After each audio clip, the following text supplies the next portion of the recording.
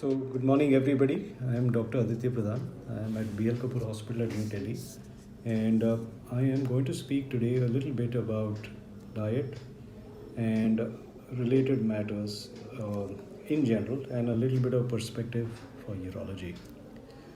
Well, to begin with, I'm actually concentrating on the few conditions which get accentuated because of obesity.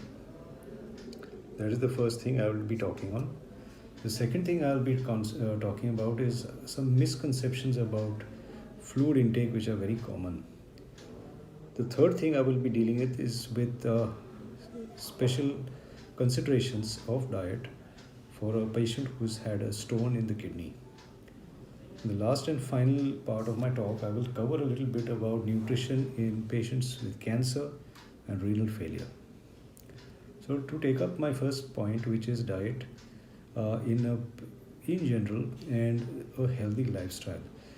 So the genesis of this is that there are a few conditions where the body weight plays an important role in the causation of diseases.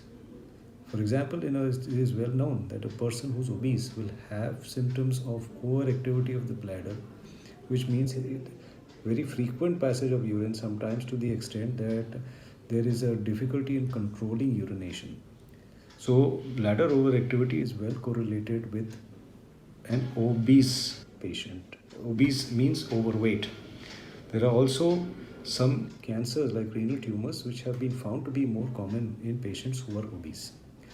That is not to say that they are the cause of a renal tumor. However, it is known that in patients who are obese, they are more frequently seen. Now, the point which I would like to stress is that in these conditions, like especially in overactive bladder or where the patient passes urine very frequently, one part of the treatment is controlling the quantity of water that the patient is taking. That is, you reduce the quantity of fluid intake. But second part of the treatment is to give medicines to help the patient along. But equally important is to understand that the patient needs to maintain a healthy lifestyle to reduce the volume of the quantity of the diet and try and achieve a normal diet. So I was mentioning to you that here there's a problem where the patient has extreme urination or extreme frequency of urination. We give them medicines and we ask them to reduce the water intake. But it's equally important for the person to try and reduce his weight and bring it to as close as normal if possible. And it has been seen very commonly that along with the reduction of weight, a lot of the patient's symptoms will reduce to a large extent. The second thing I'd like to stress is on the water intake. How much water should one person drink? There is a popular misconception that a high fluid intake is necessary. The reasons are varied. Some people have been told by their friends or by programs on television that you need to flush your system early in the morning, and so they drink about 2.5 liters early morning. Well, I think that this this habit is wrong, because whether you drink 5 liters or whether you drink 3 liters of water a day, what is going to happen is that the body is going to utilize only the amount that it needs and the rest is going to be thrown out. So it ends up with the patient having to pass urine more frequently in the day and sometimes even at night, and leading to sleep disturbances. So what we suggest is that the person should have adequate fluid, which is about 1.5 liters to 2 liters and no more. Drinking excess water is in no way contributory to your good health. The next thing I would like to stress is what kind of diet do we suggest for stone formers, a patient who has formed kidney stones. The assumption in a stone former is that the body is unable to handle the stone forming elements which are present in the diet, that is calcium, oxalate and uric acid. So there are some specific guidelines which help a person not to form stones again, and these are very few and simple measures which can be done for a person to prevent a recurrence of stone. So, what are these measures? The first thing is that we ask a person to keep a fluid intake of about 1.5 to 2 liters every day. So, a stone former needs to have a high fluid intake so that any small crystals of stone which form in the urine are washed away. By and large, the oxalate rich foods are to be avoided. So, what are oxalate rich foods?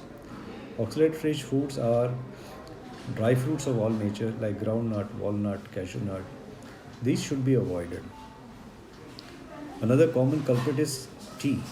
Tea has a high contents of oxalate, and many of the stone formers are habituated to drinking many cups of tea in the day, and that should be limited to 1 or 2 cups a day. The third is that when you have green leafy vegetables like palak or sarson, you must remember that these also contain a high oxalate load. So whenever these are to be used, or whenever that's part of your diet, you should take some milk product like curds or milk, because the calcium will bind the oxalate, and so it does not get absorbed into the blood and then into the kidney. So that's the third thing that should be kept in mind. Finally, I would say that uric acid stone formers need to be conscious of the fact that most often the culprit is a high non-vegetarian diet. So you should reduce the amount of non-vegetarian contents in the food and have it maybe once or twice a week and no more. Finally, I will actually stress on the fact that many people ask us, is beer a good option for a stone former to prevent stones or to make small stones pass away? So I feel it's not that beer helps, it's basically the volume of fluid that you drink. So if you're having a high fluid intake, that serves the same purpose, and therefore don't think that beer is going to help you along in any way whatsoever. The last part about stone formers diet I'd like to stress is the quantity of salt in the diet needs to be reduced. So no added salt except that which is used in the cooking. So no table salt should be added to your food, and avoid salty foods like your achars or salty chips, and that will help to a large extent to prevent stone formation. Finally, I will speak about nutrition in renal failure patients. So patients who have got kidney failure, they need to keep a watch on the kind of diet they are having. What we suggest to a patient is that one is that proteins in the diet have to be looked at. So it is a popular misconception that these patients need to go on a low protein diet, and I don't think that is true. Many patients are very malnourished, and in fact they need to have a moderate protein intake. You do not go on a low protein diet in every patient. So that's the first thing. The second is that some particular fruits like banana are very high in potassium, and they should be avoided in a patient of kidney failure. Regarding the volume of urine, the volume of water that you need to have every day, that is directly linked to the amount of urine that you are producing. So the kidney failure patient, it's not uncommon to have 1.5 liters or 2 liters of urine production every day. So as a benchmark, we suggest that it should be about 500 ml more than the urine intake of the prior day. So for example, if a person has produced about 1.5 liters of urine, he can safely have about 2 liters of water intake. So that's about fluid intake in a patient of kidney failure.